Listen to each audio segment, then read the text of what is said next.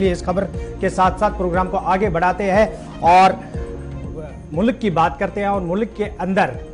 जहां कोशिशें ये मरकजी सरकार की जानिब से की जा रही है कि दूर दराज इलाकों में रहने वाले लोगों को भी उसी तरीके की सहूलियात बहाल रखी जाए जिस तरीके से शहर या कस्बजात में रहने वाले लोगों को दी जा रही है। अब भारत नेट प्रोजेक्ट के तहत अब दूर दराज इलाकों में लोगों को ये सहूलियात फराहम होने जा रही है। मवासलाती निज़ाम को मजीद बेहतर बनाया जाए, इस जानिब सरकार का एक और फैसला मरकजी काबीना की तरफ से देहातों के अंदर ब्रॉडबैंड सर्विसेज के लिए एक कदम उठाया गया और 1,39 लाख करोड़ रुपए सरकार की तरफ से मंजूर कर दिए गए हैं। मंजूरी दे दी गई मरकजी काबीना की जानिब से और मुल्क भर के अंदर तकरीबन 6.5 लाख के आसपास गांव हैं जहां पर यह मंसूबा मुकम्मल किया जाएगा और ब्रॉडबैंड सर्विसेज या फिर ये जो खिदमात है वो शुरू करने की बात कही जा रही है। फैसल रियाज भी हमारे साथ ज्वाइन करेंगे, उनके पास श्रीनगर चलेंगे। और बड़ी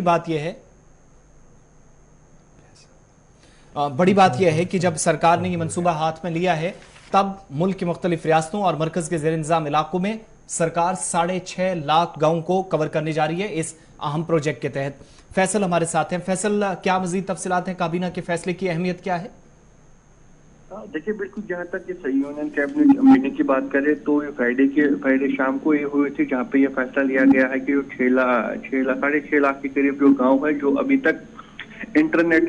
फैसिलिटी प्रोवाइड नहीं कर पाया, जो टेल एंड पे हम कह सके तो उनके लिए अभी प्रोजेक्ट जो लाया गया है और जिसका आउटले करीबन 1.34 लाख करोड़ है, 39 करोड़ है, जो कि एक बड़ा अमाउंट है जिसके तहत जो 6.5 लाख गांव है जो टेल एंड पे है उनको जो है इंटरनेट जो है फैसिलिटी प्रोवाइड की जाएगी, जो कि भारत नेट के जरिए किया जाएगा और इसके लिए बाकायदा तौर पर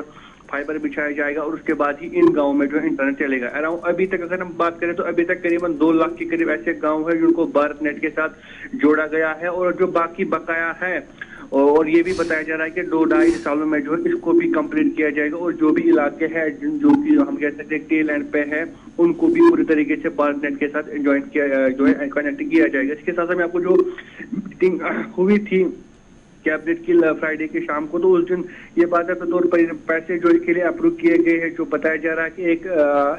140 लाख करोड़ रुपए का जो तखमीन है इसमें लगाया गया है, जिसके बाद ऑप्टिकल फाइबर लगाया जाएगा और जो भी गांव है जो भी घर है वहां पे लगाया जाएगा और बाकायदा तौर पर उनको जो है इंटरनेट फैसिलिटी दी जाएगी। जिस तरीके से कहा गया है कि लास्ट माइल कनेक्टिविटी ये होगी जो कि BVNL है, यानी जो स्टेट ओनर हमारा BSNL है उसी का एक हिस्सा है BVNL, उसी के संग को जोड़ा जाएगा और इसके साथ जो BLE है जो विलेज लेवल एंटरप्रेन्योर है वो बाकायदा तौर पर इस चीज का साथ देंगे और इन सरकार के साथ या भारत नेट के साथ जो है उनका कोलैबोरेशन रहेगा। उसके बाद ये आसानी होगी कि हर एक गांव में जो है इंटरनेट फैसिलिटी प्रोवाइड की जाएगी। आपको मैं बता दूं कि जो ये VVL है या जिनकी तादाद करीब 3800 के करीब है तो उनको भी कहा वो भी पूरी तरीके से जो इस प्रोजेक्ट को कैट आउट के लिए सामने आए हैं और बाकायदा तौर पर जो पहले फेज है उसमें करीबन 3.5 लाख के करीब जो ब्रॉडबैंड कनेक्शन है वो दिए जाएंगे और जो एक घर का जो कंजप्शन होगा हर महीने वो 175 गीगाबाइट्स होगा। और उसके साथ मैं आपको बता दूं कि करीबन 400 के करीब जो इसका ब्रॉडबैंड प्लान है वो स्टार्ट होगा और उसके बाद 400 से आगे ब्रॉडबैंड प्लान देना होगा, यानी जिस तरीके से हम फोन में रिचार्ज डालते हैं उसी तरीके से उनमें रिचार्ज करके 175 के गीगाबाइट के जो है आप हर महीने एक घर को दे सकते हैं और उसके बाद वो इंटरनेट फैसिलिटी जो है चला सकते हैं। इसके बाद इसके बहुत सारे फैसल, अगर हम इस भारत नेट प्रोजेक्ट की बात करें, मरकजी सरकार ने एक अहम कदम उठाया है, दूर दराज इलाकों में ब्रॉडबैंड सर्विस लोगों को दी जाएगी, लेकिन जमीनी सूरत हाल अगर हम वादी कश्मीर ही की बात करें,